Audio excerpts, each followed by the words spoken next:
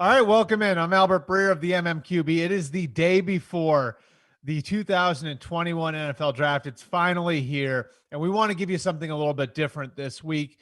Every week on Wednesday on the mmqb.com, you guys get my mailbag. Well, this week we want to give you a video mailbag, do it a little bit differently because we figure this is a more efficient way to get the information to you.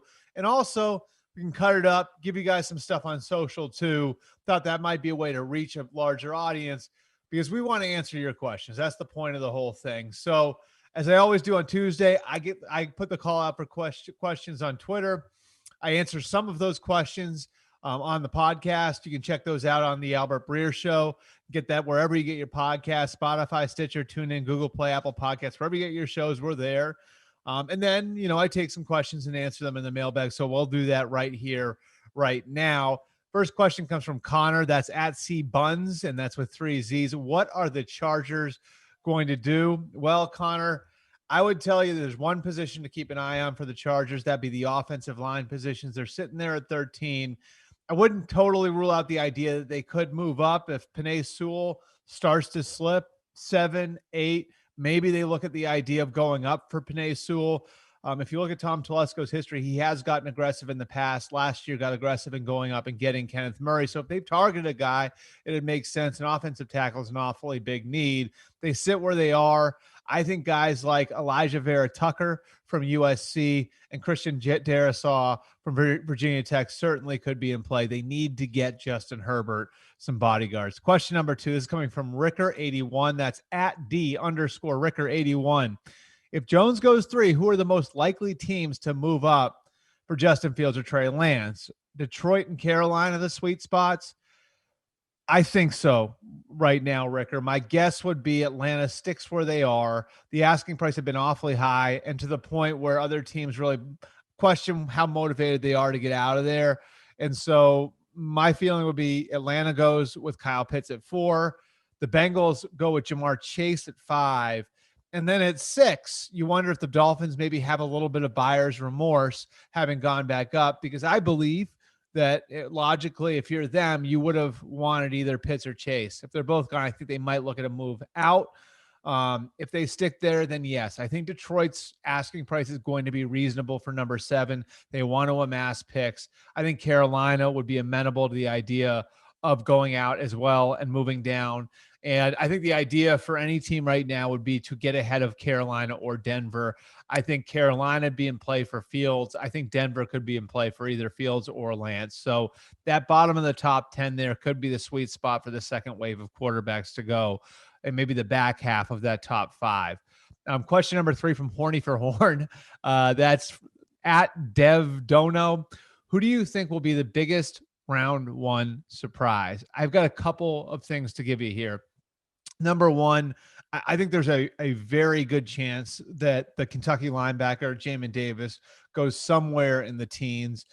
He's a name that kind of came on the NFL's radar late, started this year for the first time, was sort of a part-time player even at the beginning of the SEC season for Kentucky, came on, wound up playing really well. His athletic testing numbers were through the roof. He's crushed his pre-draft meetings. He's really handled the process very, very well. The biggest question is why he wasn't playing more earlier. And the answer teams have gotten to that is, it's just a matter of physical maturity with him. And he came along a little bit later than some other guys. But a guy who looks like he could be a very solid, athletic, sideline to sideline type of linebacker for you.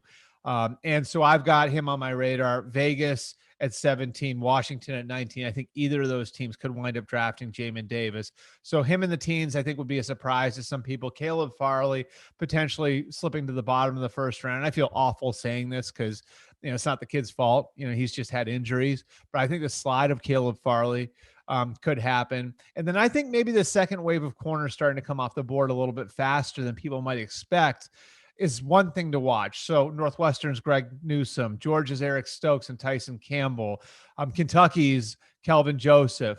some of those names, Florida State's Asante Samuel, some of those names, I think you could see those guys sneak in the bottom of the first round. We could see a little run on corners there after the first group comes off the board. And right now, the first group really is two guys, Pat Surtain from Alabama and J.C. Horn from South Carolina. Question number 4 from Fergang. That's at D Mitch MVP. Any rumors in the Packers? Well, you're going to like this, D Mitch. I know fans always love to hear about receivers. I think every fan base feels like they could add another receiver or two. And I do think that the Packers are in play for receivers. They have done their homework on receivers. And the name that I've heard connected to them is Ole Miss receiver Elijah Moore. It's kind of interesting. He's the guy who had the dog peeing celebration a couple of years ago. Turns out, like, great dude. Like, everyone loves him. A plus in the meetings over the last couple of months. And the comp for Packers fans is going to be really interesting. Randall Cobb. So there's this big question out there. Who's going to be the fourth receiver to go after the two Alabama guys and Jamar Chase come off? I think that if you talk to 6 different teams, you might get 6 different answers.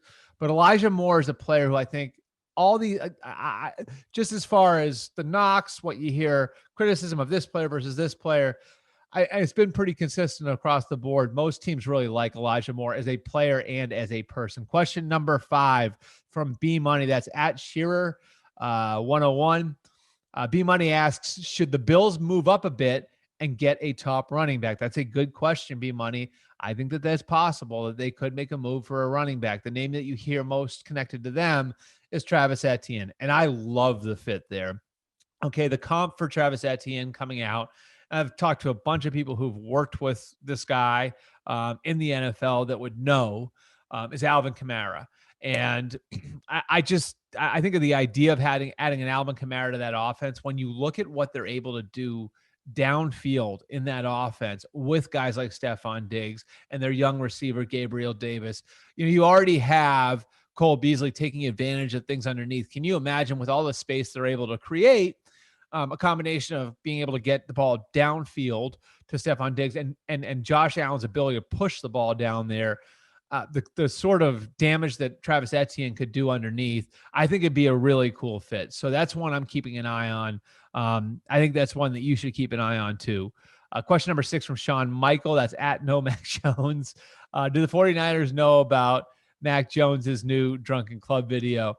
Look, I don't understand why it just feels like there's this rush to kill Mac Jones, and people really don't want to see Mac Jones go 3rd overall.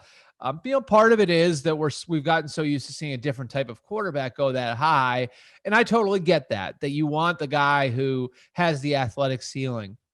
I can tell you this, like a month ago when we started hearing about Mac Jones going 3rd overall, I didn't really get it either. After having talked to a lot more people over the last month, I'm starting to get it. The football IQ is off the charts. The people at Alabama love him. His command over the offense, his leadership of the team there, what the Alabama players say about him, what the Alabama coaches say about him. There's a lot to like there. Now, the question is about ceiling, right? Is he Matt Ryan? Is he Kirk Cousins? So that's a fair question to ask, but I think you're probably getting a good player no matter what. The question is going to be how good. And the character checks out. He's got some, I think what you would call college kid mistakes in his past. But I think that most people believe they're getting a guy who's a ready-made pro. Question number 7 from Dumb20. That's at Dumb326-65194. Who are the 49ers going to take? So there's the follow-up question. I think the 49ers are going to take Mac Jones. I don't know that. Kyle Shanahan's kept his cards close to the vest. Through this process, I don't think there are very many people in the Niners building that know. There are probably a handful that actually have, 100% have an idea of who it is. And a lot of this has been by design. And I think part of it might be like the Kyle likes screwing with people. But I think another part of it's functional too. Like, when they started this process in January and February, when they assigned out, like, okay, like we want everybody to take a look at the quarterbacks in the draft. And that included a handful of coaches and included scouts. Kyle didn't tell anybody what he thought because he wanted to get their unvarnished opinion. He knew that if he told people what he thought, they might be more apt to say something that would be in agreement with the boss. Doing it the way they did it, they felt like they were able to collect more honest opinions on the class, which again prompted the trade up. And now I think it's sort of, you're at that spot now where the hay's in the barn. Maybe he doesn't need to hide it as much, but I still don't think there are that many people that actually know. And it wouldn't shock me if he pulls a rabbit out of his hat tomorrow night and it's actually Trey Lance. Question number 8. This is from Chris Lewis. That's at Lou Chris.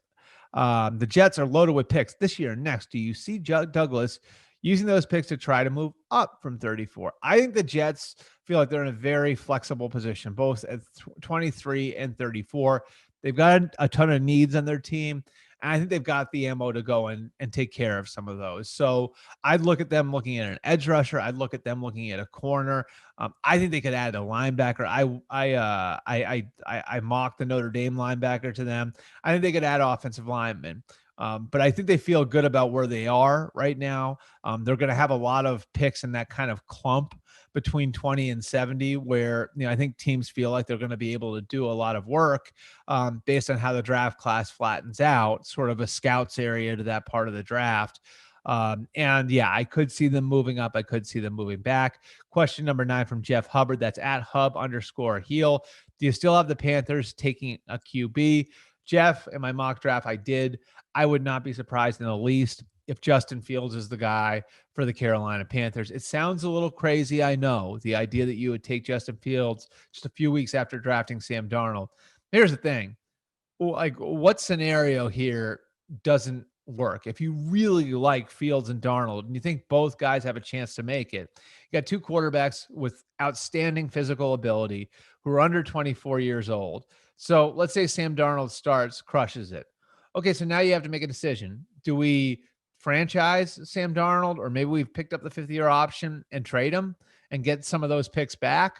Or do we go forward with Justin Fields? And if we decide to go forward with Sam Darnold at that point, wouldn't we able to get something back for Justin Fields? And if the end result is that you wind up with your starting quarterback, then what are we even talking about? Like, no one ever talks about how the Seahawks, and remember, the Panthers GM, Scott Fitterer, was there, struck out on Charlie Whitehurst, struck out on Matt Flynn, struck out on Tavares Jackson, brought Matt Hasselbeck back for a year as a holdover. They're early in the Pete Carroll era in Seattle. Why don't they talk about it? They don't talk about it because they wound up with Russell Wilson. So if you do all these things and you wind up with the guy long term, no one's going to remember how you got there. I think that's part of David Tepper's approach here too. He brought it up in the GM interviews that he wants to throw resources at the position. You add Darnold and Fields, and look, it's not Deshaun Watson, but it's still a lot less than you would have given up to go and get Deshaun Watson. Question number 10. This is from John Viola. That's at John Vio 0229. Do you see the Giants taking a wide receiver like Waddle or Smith at 11? I do not. I just look at where the Giants are from a roster standpoint. I really think that they've taken care of the receiver position. They paid Kenny Golladay. They paid Sterling Shepard. They've got John Ross in there to be sort of the speed guy. They have Darius Slayton. They're fine at the receiver position. So my guess would be that they take care of the offensive line at some point in the draft, probably a little bit later on. And you're probably looking at a defensive player there, whether it's a corner like a J.C. Horner, a Pat Surtain, or an edge rusher like a Jalen Phillips or a Kwity Paye. And I got a lot of blowback for giving them Kwity Paye, which really, to be frank, like stunned me. I think Giants fans, like of any fan base, should have an idea of what great edge rushers can do for you. This is the franchise that won championships with Lawrence Taylor, with Michael Strahan, with OCU Manura, with Jason Pierre-Paul. Like edge rushers, pass rushers has been the lifeblood of the New York Giants' best teams. So it's an area I think they have to address. And I think it's going to be an area that they have an opportunity to address with the 11th overall pick. Question number 11. This is from Bryce at Bryce Cutler 23. Do you really think the Patriots would trade up for a quarterback? They love one, yes. I can't tell you whether or not they love one, but if they love a quarterback, I don't think that they would hesitate to make a move up the board. Do I think they go to 4? Probably not. But if a guy started sliding and he's there at 7 or 8, now all of a sudden the price comes down a little bit. think it's something they would consider. And I'm going to take you back to 2012 because I think there's some historical context that'll help you there. 2011, the Patriots went to the Super Bowl. They had a revolutionary offense. That was the year they started using tempo more. They had the two tight ends, Gronk and Hernandez. It was, I mean, again, like one of the better Patriot offenses of the last 20 years with Tom Brady at the top of his game. And the defense was deficient. So Bill made a decision after that year. We need to fix the defense. Come hell or high water, we need to go and bring in frontline players. What did they do in 2012 in the draft? They traded up twice. They traded up for Chandler Jones. They traded up for Dante Hightower. And those two players wound up becoming the foundation of what it was a really good defense a couple of years after that, and a defense that helped them win 3 Super Bowls in 5 years. And so if Bill sees somebody the way he saw Hightower and Chandler Jones at the most important position on the field, then yeah, I could see him getting aggressive and going and doing it. Do I know what they think of the quarterbacks? No. I don't know whether or not they feel as strongly about Justin Fields. If he falls to 7 or 8, whether or not they'd make a move to go and get him. I don't know if they feel strongly enough to take him 15th overall, but I can say that there's history out there that tells you they would do it. I do think that the interest, by the way, in Fields is genuine. I'm just not sure what level the interest is at. And final question for the week. And thanks for all of those who stuck with me here. This is from Hussein Ajaroch. I hope I pronounced your name right. That's at Hussein Ajaroch. 4. What do you think Detroit will do? Who should they target? Sewell, Chase, Parsons, trade back. I think you have a lot of the names right there. Chase won't make it there. I don't think they take a receiver there regardless. Just having talked to some people who know Dan Campbell pretty well, they don't believe he's going to take a receiver. I think they view that as sort of painting the master bedroom before you put the foundation on the house. So to me, like, this is probably an offensive lineman. And I think either Penei Sewell or Rashawn Slater would be in play at number 7. I also think Micah Parsons, because of the Chris Spielman influence, is somebody to watch there. But I think ideally they would move down. And as we said off the top, they're one of these teams that I think is motivated to pick up more picks. So they may not drive as hard a bargain as, say, Atlanta has at number 4. I appreciate you guys coming out. This is a lot of fun. Want to interact with you guys different ways. So any feedback you got for us, we want it. Just bring us that feedback. We'll incorporate it into what we're doing here. Again, I think interaction is a huge part of what we need to be doing going forward. It's always been a big part of what I do. We interact in the podcast through the 6-pack. We interact through the Periscope videos, which Periscope doesn't exist anymore, which I found out last night. I guess Twitter live videos. And we do it through the mailbag. So if you like the video mailbag, let us know. If there's something you think we can do different from the video mailbag, let us know. And we'll have the print mailbag back starting again next week. And for all your draft coverage over the next few days, keep it locked on the mmqb.com.